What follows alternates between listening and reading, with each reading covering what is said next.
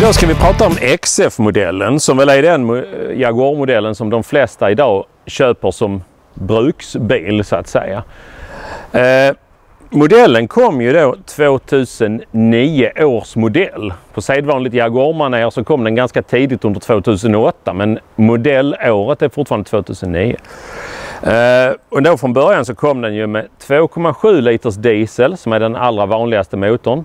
207 hästkrafter. Det är i princip exakt samma motor som satt i den då utgående S-typen.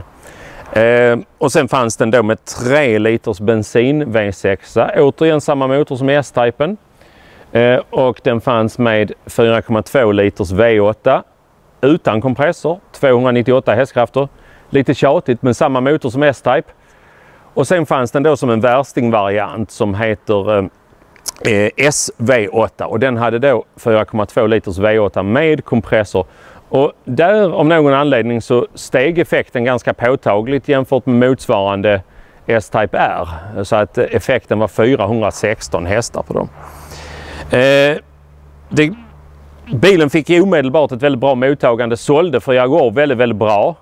Är en väldigt lyckad bil som fick väldigt bra kritik av biltidningar och tv-program och allt vad det var. Väghållning och sånt i toppklass, ganska prisvärd, lagom stor, ungefär som en BMW 5-serie får man säga. Märkligt nog så producerade man den här första årets motorer. Det var egentligen bara en årsmodell som man hade just det här motorurvalet. För till 2010 års modell så fick man en framförallt så ansiktslyftets dieselmotor, man fick 3 liter och den finns i flera effekter. De två vanligaste effekterna i Sverige är 240 respektive 275 hästar. Där särskilt 275 hästaren är väldigt populär. Den kallas ju Diesel S och är ju väldigt stark, snabb och snål. Man fick ju ner förbrukningen så 275 hästars motorn, den ska ju ha en landsvägsförbrukning på ungefär 0,55 enligt Jaguar. Fantastiska motorer. Och V8-motorn förstorades till 5 liter och fick då 385 hästkrafter i sitt vanliga utförande och 510 i kompressorutförande. V6 bensinaren fick hänga med i åtminstone en årsmodell till. Bilen som vi ska titta på som vi tittar på in i verkstaden sen, den är en 2010 års modell med 3 liters bensin V6. Sen utvecklades modellen löpande. Vi kan titta på nosen på den här röda bilen. Detta är en så kallad facelift. Och den känns igen mest på att den är rak här i fronten. En äldre XF, en som inte är så kallad facelift, den har en markerad bulle här över lyktan. Så ser ni att det är det allra lättaste sättet att känna igen en facelift respektive en icke-facelift. Detta är alltså en icke-facelift. Facelift-bilarna som kom då 2012, de är värdemässigt betydligt mer eftertraktade och men egentligen så är det ju inte så att det är några stora tekniska skillnader, utan det som skiljer är en del på infotainmentsystemet. Det är utseendefrågor utvändigt och sen är det då att facelift-modellen har till exempel trådlös strömning av ljud, vilket många tycker är väldigt viktigt idag. Men modellen utvecklades vidare. Sista årsmodellen för den här XF:en är 2015. Sen följde den en helt annan XF som vi får ta ett annat avsnitt till. Många har väldigt svårt att se skillnad på dem, men egentligen är de inte lika alls. Den nyare XF:en har en totalt annorlunda front och bakänden är inte speciellt lik heller, men på något konstigt sätt så tycker man ändå att de är lika för att man känner igen hela formspråket på något sätt. Ska man då titta på efter en sån här bil så tänk på det att de allra flesta av de här bilarna, de har ju gått som bruksbilar och många av dem är ju 10, kanske ännu flera år, 10-12 år gamla. Och då är det så att har man en bruksbil som har rullat 2000 mil om året i 10 år, ja då är det ju så att den börjar bli sliten och man får ju inte bli förvånad om det är lite skavanker lite här och där. Det viktiga är ju att man får ett ordentligt grepp om hur bilen ser ut innan man köper den. Man ska inte titta bara på en bild på nätet och säga att den här bilen ser ju fin ut. För jag brukar säga att alla bilar ser fina ut på bild egentligen. Ska vi ta och köra en liten runda?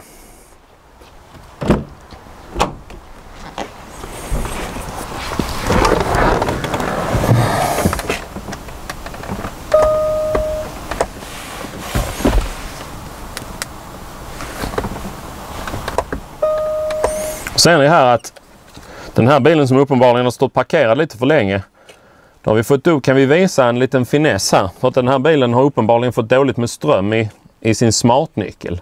För att den vill nu inte starta. Du kan se här Lennart, så ser du att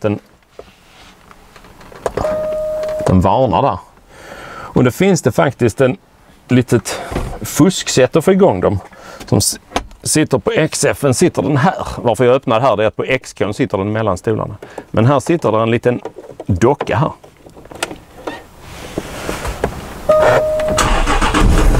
Och då kan man starta bilen. Det är då tänkt att användas just i nödsituationer där man har fått slut på batterinyckeln, som nu till exempel. Sen när man väl har den där så kan man plocka ut den och bilen stannar alltså inte om man har om batteriet skulle ta slut i nyckeln eller någonting medan man kör. Kan man bara veta. Då kör vi en liten runda. Nu fick vi en tittarfråga här, eller möjligen en regissörsfråga. Det var någon här som undrade om det här var plast. Det är så att en Jaguar aldrig någonsin haft träfärgad plast. Utan allt som ser ut som trä i Jaguar, ja nu kanske jag får revidera mitt uttalande. Möjligen kan det vara inne i något instrument eller så på en XJ40 så kanske där sitter träfärgad plast. Men annars är det så att allting som ser ut som trä är också trä i en sån här bil. Just den här bilen har något, jag tror faktiskt att det är någon sorts ek. Annars är det ju vanligt med blankpolerad valnöt, men den här har ju något lite, eller om det möjligen, ja det kanske är valnöt. Ja. Detta är nog en ljusare typ av valnöt med en lite halvmatt finish som gör ett lite modernare intryck. Överhuvudtaget så är det ju så att det här är en ny generation av Jaguar. När ni tittar inuti i bilen så inser ni att det inte är riktigt den här engelska klubbkänslan som det har varit i gamla bilar, utan det här är lite mera så att säga tidsenlig design där man liksom har velat jobba med lite rena former och på sin tid moderna grejer. Det här är en så kallad facelift, så den har något modernare sån här infotainmentpanel. Den äldre är ju snarlik, men den är lite annorlunda. Den här har ett modernare navigationssystem också. Ja, just det. På tal om det. Den här bilen har faktiskt ingen navigation alls. Så den har inget navigationssystem alls. Och det är ingenting som är standard. Det kan vara på sin plats att nämna det att är man intresserad av en sån här bil så är det ju så att Jaguar, ju nyare Jaguar är, desto mer har man en utrustningsnivå som är som en palett. När man köper bilen så bestämmer man själv hur den ska se ut och nästan allting kostar egentligen extra. Det innebär ju liksom att dels att det är väldigt svårt att jämföra mellan två bilar för att man tittar på en och den är mycket billigare än den. Ja, men det kan också bero på att den är mycket sämre utrustad. Det är också så att varje bil är en individ, så att man ska aldrig förutsätta att någonting är standard egentligen, för att är någon utrustningsdetalj väldigt viktig för en, då måste man se till att det verkligen finns i det här tilltänkta köpet, för att många utrustningsdetaljer som verkar lite självklara, de är inte alls standard. Vi har bilar som till exempel inte har fällbart baksäte. 95 bilar av 100 har det ju, men 5 bilar av 100, om jag får gissa, har det inte. För det kostade 3000 kronor extra eller någonting när man köpte bilen ny. Och tycker man då att det är jätteviktigt, ja, då ska man ju såklart inte köpa just den bilen. Om det nu inte är så att man, just vad det gäller fällbara baksätet, råkar jag veta att det enda som fattas där är 2 vajrar. De kan man faktiskt köpa på en Jaguar-demontering och fixa det fällbara baksätet själv. För det har jag gjort på ett par bilar här på EOS Garage. Men till exempel navigation, Är det nödvändigt för en att ha navigation? Ja, köp inte den här bilen då, för den har det inte. Och samma sak med andra funktioner, att bilar som kommer från väldigt varma marknader, de har inte elvärme i stolarna. Den knappen ska man hålla utkik efter. På en så kallad facelift så sitter elvärmeknappen här nere. På en vanlig då, eller vanlig, på en pre-facelift som vi kallar dem, så sitter ju elvärmeknapparna i pekskärmen. Men finns det inga knappar så finns det heller ingen elvärme i stolarna. Utrustningar, vad är det som är viktigt på en sån här bil? Ja, det avgör man ju såklart själv. För mig, om jag skulle köpa en sån här bil, så är parkeringshjälp bak och fram väldigt viktigt. Jag kan leva med att bilen inte har kamera bak, men däremot så tycker jag det är väldigt jobbigt de få bilar som inte har parkeringshjälp fram. Men alla har faktiskt inte runt om, utan vissa har bara bak.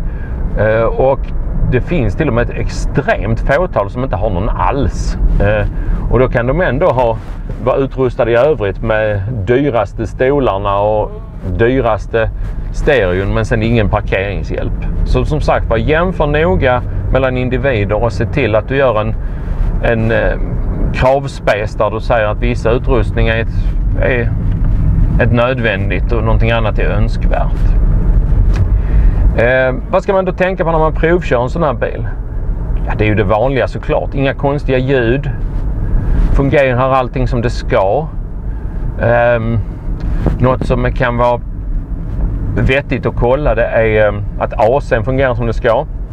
Är det nu så kallt som det är nu, då känner man det kanske inte direkt, utan då får man ju dra ner den på absolut lägsta. Och då är det ju så att den ska ju gå ner, om man har en termometer som man kan hålla här framför, så kan man ju mäta, och då är det ju så att den ska ju gå ner mot 5 grader, någonting, den kalla luften som kommer ut härifrån. Och här känner vi nu att här funkar den ju utmärkt, det blåser ju jättekallt och fint. Man kan också kolla att de här spjällen öppnar och stänger som de ska. Förekommer att de kärvar och fastnar i öppet läge. Återigen kanske mest en skönhetsgrej. Man kan ju programmera om den här funktionen så att de inte öppnar och stänger sig när man startar och stänger av bilen, utan de kan ju få vara kvar i öppet läge. Men stör det en så vill man ju ha det fixat såklart, och då springer det ju någon tusenlappar där. Annars är det ju att känna att bilen går bra på vägen, stadigt fint, både när man kör och när man bromsar. Bromsarna är ju som sagt, som vi pratar om, rätt så känsliga för slitage. Bilen är ganska tung, automatväxlad, vilket ju innebär att man inte har någon hjälp av motorbroms egentligen. Så att alla automatväxlade bilar sliter ju mer på bromsarna än vad man skulle kunna tro. Den ska gå fruktansvärt tyst. Det ska inte vara några skrammel, inga oljud. Dieselmotorn, som är det vanligaste, den är ju så här att om vi står så här på tomgång och vi har klimatanläggningen in och lite mer vanlig, så är det kanske svårt att höra, men den hörs knappt något dieselknatter överhuvudtaget inne i bilen. Och när man gasar på så låter den riktigt trevligt. Ett litet knatter tillsammans med ett litet lätt ylande från turbosarna gör ju att den har faktiskt ett riktigt mulligt ljud. Fantastiskt trevlig maskin. 3 liters dieslarna går otroligt bra.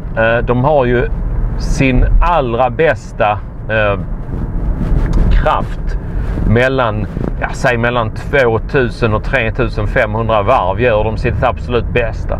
Så det gör ju att de flesta som kör en 3 liters diesel, de uppfattar den ju som snabbare egentligen än vad den är. För att jämför man den med en bensinmotor så är det ju så att bensinmotorn behöver ju mer varv för att komma till sin rätt egentligen. Kör man dieseln så här, vi kör snällt här, vi kör i 80 och sen så ger vi liksom halv gas, då sticker den direkt med ganska imponerande acceleration. Och då är detta bara 240 hästars varianten. Har man då 275 hästar så springer den iväg ännu mer. Fördelen med just det här exemplaret är ju då att den är en facelift. Jag glömde säga den viktigaste tekniska nyheten på facelift-modellerna är faktiskt att de har 8 stegs växellåda istället för 6. Det gör ju att accelerationen blir ännu bättre och även en marginellt bättre bränsleekonomi. 2012, samtidigt som faceliften kom ju även en 4-cylindrig dieselmotor. Den är ju det perfekta ekonomivalet. De är fantastiskt snåla. Den finns i lite olika effekter återigen. När motorn var ny så kom den med första årsmodellen 2012 kom ju då med 190 hästkrafter. Och i någon obegriplig, varför man bara lät det vara kvar i ett år, just 2012 är enda årsmodellen det finns med just 190 hästkrafter. Sen i 2013 så trimmade man den lite ytterligare så den fick 200 hästkrafter. Plus att man lanserade en ekonomivariant för, säkert på grund av skatteskäl på vissa marknader. Där ekonomivarianten fick 163 hästar. Så samma motor finns alltså med 3 olika effektuttag där bara för att göra det hela ytterligare komplicerat. Det som är bra med den 4-cylindriga motorn det är ju snålheten, driftsekonomin. Både lägre förbrukning och även lägre fordonsskatt. Nackdelen är ju att den klart kan uppfattas som en aning, hur ska vi säga, lite mindre premium i sin gångkultur. Den är ju lite råare eftersom den är 4-cylindrig. Min personliga uppfattning är att man vänjer sig ganska snabbt vid det. Det är ju egentligen mest vid rödljus när motorn är kall. Man kanske upplever att den har lite dieselknatter och att den skälver lite på tomgång. Så fort man har bilen på lite rull så spelar det egentligen ingen roll. Och särskilt 200 hästar med den 8-stegade växellådan som då kom 2013, den räcker ju väldigt, väldigt väl till effektmässigt. Bensinmotorerna på de lite nyare, då är det ju så att 2013 så försvann V8-motorn utan kompressor. Då fasades den ut och man ersatte den med en 340 hästars bensin V6 med kompressor som är samma motor som används i F-typen. Ytterst trevlig maskin, går ganska snålt och ytterst rappt. Den kan också kombineras med fyrhjulsdrift för att få den optimala bruks-XF:en egentligen. De kom då 2013 och tillverkades fram till 2015. Värstingvarianten är ju XFR med 510 hästar. En liten teknisk sak att tänka på de här direktinsprutade motorerna som de då kallas, alltså bensin direktinsprutade. Det är ju då de här nya 3 liters V6 plus 5 liters V8, både med utan kompressor. De har ju sån här riktig bränsleinsprutning precis som på en diesel egentligen, där det sprutas rakt in i cylindern. Och de bilarna, de måste man vara väldigt uppmärksam på att om bilen går dåligt, om den går ojämnt, man känner att den går inte på alla cylindrar, om man har något större rökmoln bakom bilen, då ska man slå av bilen tämligen direkt. Det spelar ingen roll att man är på en regnig mörk landsväg och att man bara har 3 kilometer hem. De 3 kilometerna kan bli det dyraste 3 kilometer man någonsin har kört. För att det som kan hända, och det här är inget Jaguar-fenomen specifikt, utan det är någonting som kan hända på alla sådana här direktinsprutade bensinmotorer, det är att spridarna kan hänga sig. Och varför de gör det, min personliga teori eller vad jag har läst mig till, det är att det kan komma sotflagor från förbränningen som liksom kan fastna i spridarna och som gör att de då hänger sig i öppet läge. Och då är det så att det är sådana våldsamma mängder bensin som sprutas in i cylindern att inte nog med att den såklart slutar gå på den cylindern, för den bara dränker sig själv i bensin. Problemet är att de här enorma mängderna bensin som den suger i sig på den här icke-tändande cylindern, de finner sin väg igenom kolvringar och ner i cylinderloppet och så småningom ner i oljetråget. Så att det här kan ju ge fruktansvärt allvarliga motorskador på väldigt kort tid. För att dels så kan ju bensinen bryta ner oljefilmen i cylinderloppen så att cylindern helt enkelt skär. Men framförallt så spär den ju ut motoroljan till en farlig nivå, så att motorolja som är blandad med bensin, den smörjer ju väldigt dåligt. Vi fick in en XFR här nu i verkstaden för inte länge sedan där just detta hade hänt, och där tappade vi ur oljan och det var 3 liter för mycket olja i bilen.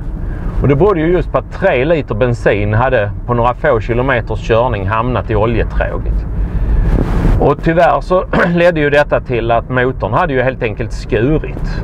Vi har, ja, som man brukar säga, antingen om det nu var i vevaxeln eller möjligen i en cylinder.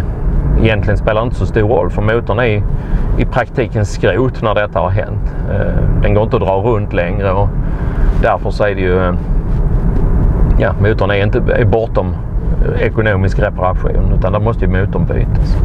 Så tänk på det om du kör en av de nyare XF eller XJ eller F-Type, att skulle den börja gå ojämnt och särskilt om du ser ett svart rökmoln bakom dig, stäng av bilen, stanna vid vägkanten, sätt ut varningstriangeln, kalla på en bärgare. Det blir billigast.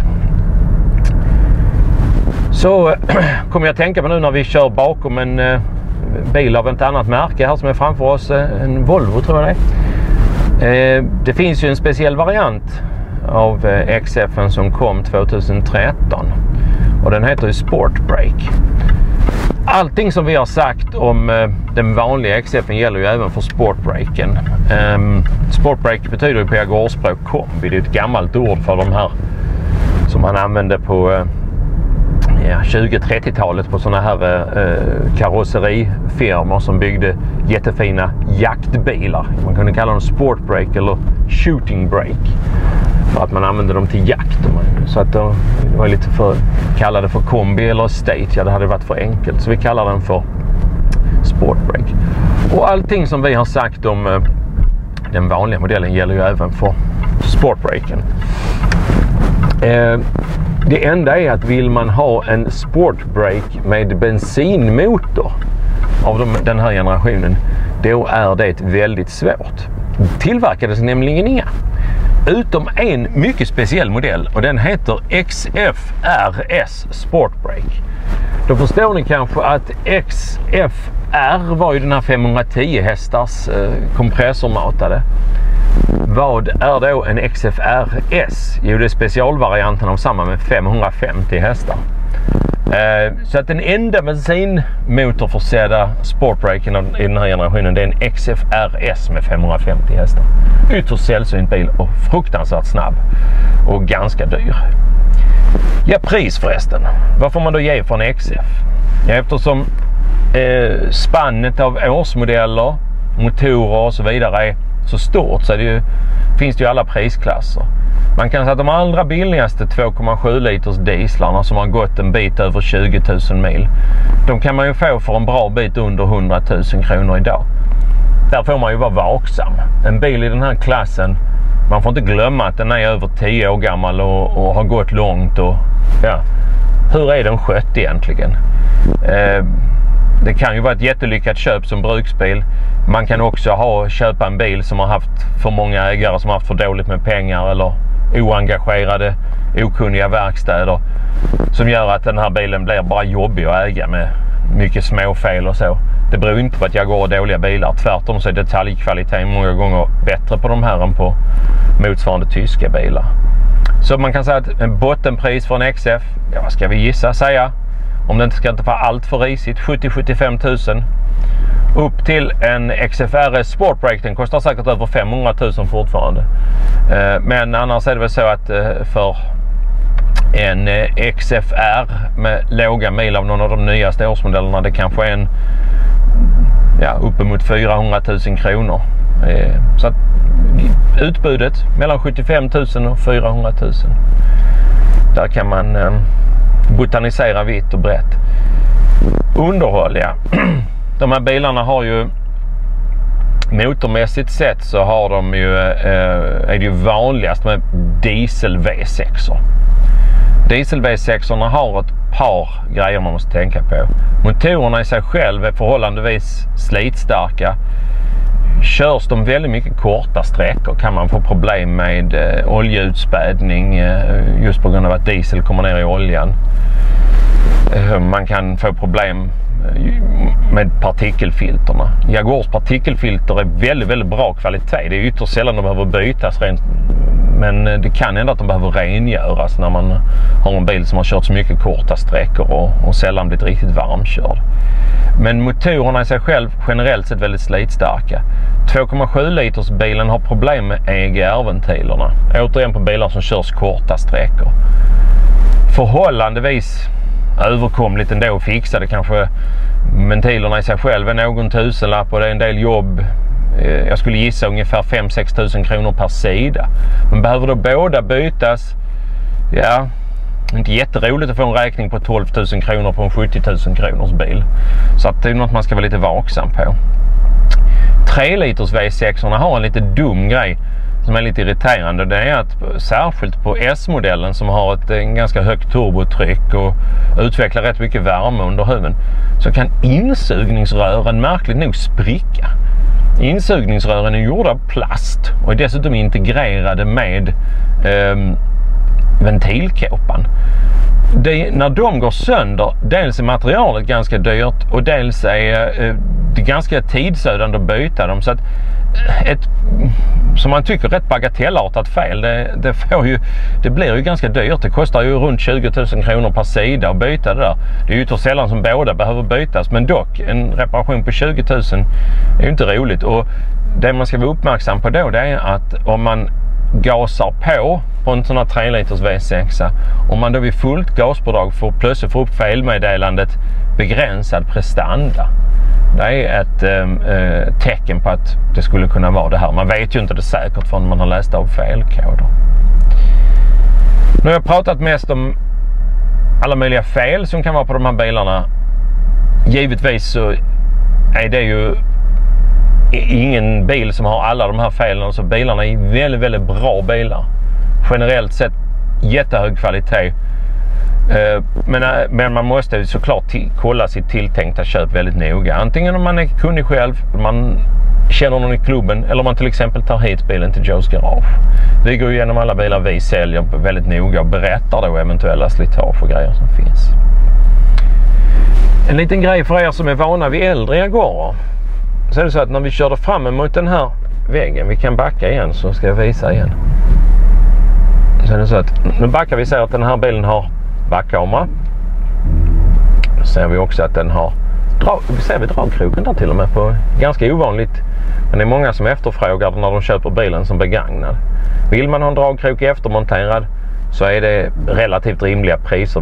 Vi har kontakt med ett företag som gör det för mellan 8 och 9 000 kronor inklusive moms. Men när man då kör framåt så finns det två sätt att aktivera parkeringshjälpen. Antingen är det som vi gjorde nu, backa. Eller så är det med knappen i taket. Det vill säga att om vi inte hade backat först så hade ju bilen sett ut så här. Nu kör vi framåt och nu är parkeringshjälpen inte aktiverad. Och då är det så att en del tror att det är något fel på parkeringshjälpen.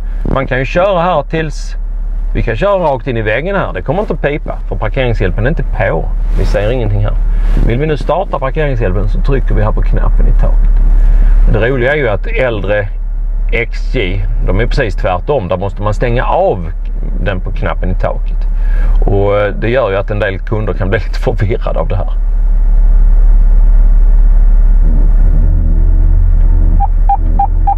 Nu kommer det här både visuellt och med ljud.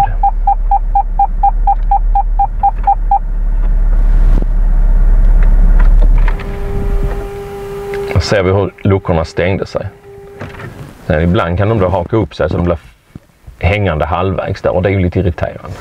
Så, då står vi här framför bilen. De flesta reservdelar till Jaguar är ganska överkomliga. Det gäller alltså de mesta slitdelar och sånt är ju ofta billigare än till vanliga så kallade Svenssonbilar. En viktig grej att kolla, det är lyktorna. Är de spruckna eller skadade på något sätt? Alltså det är dyrt. Och det är inte säkert att man kan ta det på försäkringen om det är allmänt slitage. En lykta till en sån här kan ju beroende på typ av lykta och typ av årsmodell och så vidare. Den kan ju kosta 10, 15, 20 000 kronor. för en. Så att det är viktigt att kolla att det är okej. Jag tänkte vi skulle titta lite under huven också. Här är det ju så att för de flesta, det här är ju en 3 liters V6. Det ser ju väldigt trångt ut. Det är inte så farligt faktiskt för de som kan det här. Det här är mest plastkåpor som täcker det mesta som är lättare att ta bort. Kamremmen är ju förhållandevis tidsödande att byta. Det tar nästan en hel dag att byta den. Men priset är inte speciellt högt för delarna, så att det gör ju att kamremsbyting kostar ju strax under 10 000 kronor här. Sen för er som bor i den kungliga huvudstaden så är säkert priset högre, men det har med bostadsorten att göra. För att komma åt kamremmen får man plocka av allt detta här överst först, och man får även ta av den här balken över kylaren. Jag är osäker, jag tror inte man behöver ta av kylaren. Kanske man behöver ta av den, annars lutar man den bara framåt. Här sitter bränslefiltret, det byts ju på varannan service.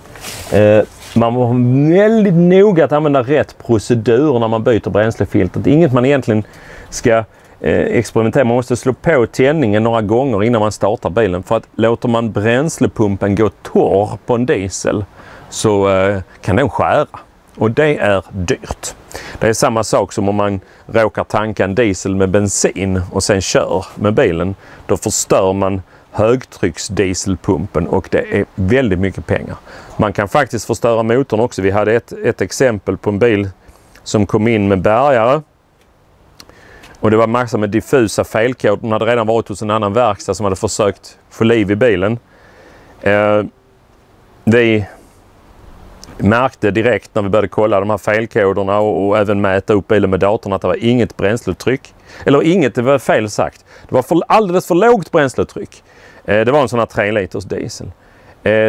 Nu kommer jag inte ihåg siffrorna, men bränsletrycket var under hälften mot vad det borde vara.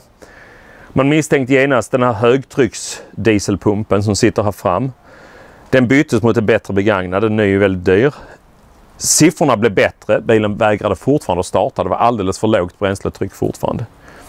Då började man titta på bränslepumpen som sitter i tanken som är elektrisk. Då såg man att den var full med små spånor. Och då insåg man ju att det är där ursprungsfelet har legat. Att den här bränslepumpen i tanken, den har ju skurit på grund av att man har tankat bensin som ju då inte smörjer. De här dieselpumparna är gjorda, de är beroende av smörjningen från bränslet. Sen har man säkert tagit ur bensinen. Det var ju diesel i den när vi fick den, så att säga. Det var det som var så lurigt. Det är någon som inte har berättat hela sanningen för oss där riktigt. Och sen så, ja, då fick vi byta den pumpen. Fortfarande var det så att då blev bränsletrycket bättre, men det var fortfarande långt ifrån bra. Och då visar sig ju att spridarna läckte ju också. Ja, då var de ju också förstörda av det här spånet som fanns i bränslet. Så till sist så byttes egentligen hela bränslesystemet på bilen. Ja, vad händer då? Då visar det sig ju att spånerna har ju trängt ännu djupare in i motorn. Så motorn var ju inte bra den heller. För att kompressionen var ju dessutom för låg. Så när bränsletrycket var uppe på den nivå det skulle så startade ju fortfarande inte bilen, för att då hade den inte tillräckligt hög kompression. Så att det här visar ju på att tankar man fel bränsle, allra värst är att tanka bensin i en dieselbil, då är det snabba puckar som gäller. Återigen, kör inte till verkstad utan ställ bilen så fort du kommer på detta och starta den inte mer. Bärgaren ska inte starta den för att ta upp den på bärgningsbilen heller, utan den ska bärgas till verkstad och de ska ta den så fort det bara går. För ju längre tiden går, desto större risk är det för stora motorskador. Jaguar har ju för övrigt, på tal om det, så har de en väldigt fin lösning på just 3 liters bilarna och nyare. Nu hade uppenbarligen den här kunden med den andra bilen överlistat systemet, men det är så att när man öppnar tanklocket så är det ju nummer 1 sitter ett knallgult lock, det står diesel på. Nummer 2 så är det så att det här är väldigt svårt att se här, men här nere i så finns det ett skydd mot feltankning. Det är så att där sitter ett lock, så att en bensinstos, den är mycket smalare än vad dieselstosen är på en pump, så att den kan man trycka längre ner. Och trycker man ner den så långt som man då kan, då trycker man till en liten fjäder och då hoppar det ut ett lock som är ett skydd mot feltankning. Så att då är det så att den här bilen är svår att feltanka. Det går ju, men om man anstränger sig. Sen är det så att det där locket kan i sällsynta fall hoppa ut av sig själv om man kör på riktigt ojämn väg eller någonting, för den är ju fjäderbelastat. Och det finns det ett verktyg här som sitter här vid batteriet som man använder för att fälla tillbaka det där locket. Så det kan man då göra själv. Här under ser ni också att denna nya Rås-modellen har ju inget reservhjul i original, utan då följer det ju med en sån här pump och punkteringsspray eller punkteringsvätska. Det finns ju plats för ett reservhjul här om man skulle vilja. Fästet är här ju redan och så man kan ju ta bort den och ersätta den med ett reservhjul om man vill.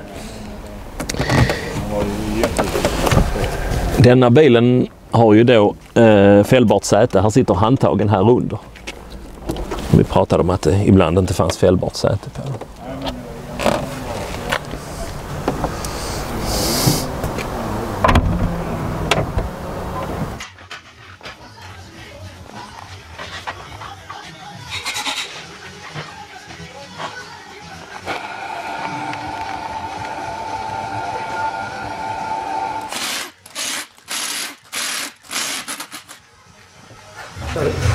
Då har vi fått upp den här XF:en i luften här. Kristoffer hissade upp den förut som vi såg. Och då kan man ju lätt titta på bromsar och så vidare när vi har den i rätt arbetshöjd. Ja, som vanligt, det här är ganska tunga bilar med automatlåda och sliter ju såklart en hel del på bromsar. Bromsskivorna här är ju utmärkt skick. Beläggen också. Väldigt vanligt på XF:en är att de är rostiga på insidan, särskilt bakbromsarna. Känner man inga vibrationer i pedalen och det inte är allt för jävligt, så kan man ju faktiskt strunta i det tills nästa gång det är dags att byta klossar. Men då känner man kanske att det är dags att byta belägg och skivor samtidigt. Ett vanligt fel på de här bilarna är, och som den här bilen också har, det är att den här värmeskyddsplåten här, den kan lossna och så skramlar den här bak. Den kan man då fästa upp med någon extra skruv bara. Det blir ju dyrt om man ska köpa en ny bara på grund av detta. Vi ska titta lite mer under bilen också, men vi ska hissa upp den lite mer först.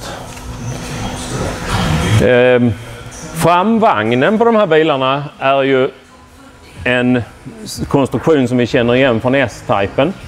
Med den här långa uprighten, spindel heter det på svenska. Och det här fjäderbenet här. Väldigt robusta grejer. Det är ytterst sällan som man har några större slitage i framvagnarna, även om bilarna har gått långt. Det är ju samma sak här att titta efter slitage på bromsar. På den här bilen så ser vi att skivorna är ganska slitna. Här är en ganska markant kant och det är faktiskt ännu värre på baksidan. Så länge det inte pulserar i pedalen och det är jämnt och fint, så kan man ju återigen låta det gå tills nästa gång det är dags att göra någonting åt bromsarna. Här ser vi att de har varit rätt så duktiga. Den är inte speciellt rostig här runt. Bra vana är att smörja in det här med fett innan man monterar ihop det igen. Nu ska vi hissa upp den lite mer så vi kan titta under.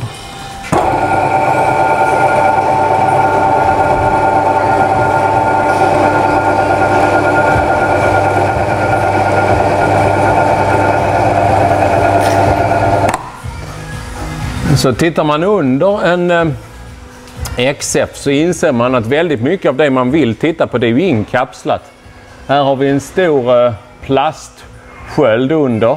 När man då plockar av den så är det ju det vanliga att man ska titta efter oljeläckage och så. Det är ju inte så att de här bilarna brukar läcka olja eller något på något speciellt sätt, men det är ju viktigt att kolla det såklart på en bil som börjar bli gammal. Trösklar och så vidare. Det här är ju en bil som har en väldigt snarlik konstruktion som S-typen. Om man tittar under den så är det väldigt likt. De brukar klara sig väldigt bra här. Det är väldigt sällsynt med rejäla rostangrepp. Bakvagnarna här, som ni ser här, så börjar det ju bli ganska rödfärgat på den här 10 år gamla bilen som har rullat knappt, jag tror ungefär 11 000 mil.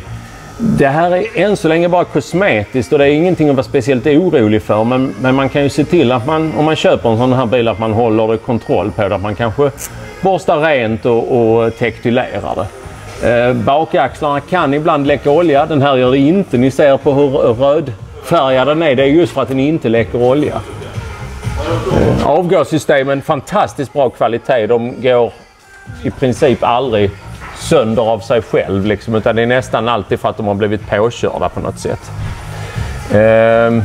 Det som är lite grann modellen, och den delar den här fenomenet med alla bilar med en liknande bakvagn, och det är ju X350 XJ då mellan 2003 och 2009. Det är ju S-typen, och det är även den här XK-bilarna från 2007 och framåt. De har alla mycket snarlik bakvagn. Och de är rätt känsliga för slitage i de här bussningarna på bärarmarna.